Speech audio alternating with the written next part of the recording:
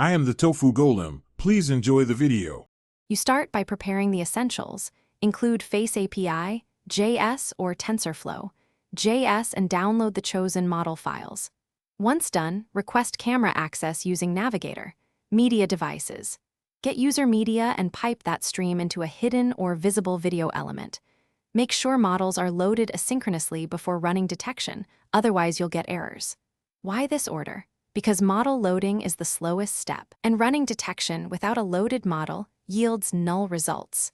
Now the video feed is ready and models are in memory. You will now capture frames and run the detector in a loop. Draw the video frame to an off-screen canvas, then pass that canvas image to the model's detect or detect all faces function. Use Tiny for speed, SSD for accuracy.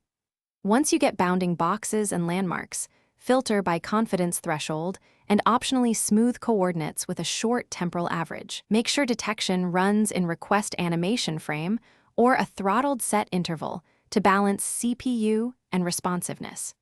This ensures stable overlays and real-time performance on typical devices. You finish by drawing results onto an overlay canvas that matches the video's display size. Scale boxes and landmarks to that coordinate space. Once done, optimize. Resize input frames smaller than display, choose a WebGL backend for acceleration, and cap detection FPS to save CPU and battery. If detection fails, verify camera permissions, confirm model files are loaded from the correct path, and inspect console errors for cores or loading issues. Make sure your video element is playing and not paused. Many bugs are simple playback. Thanks for watching. Consider subscribing if we helped you today.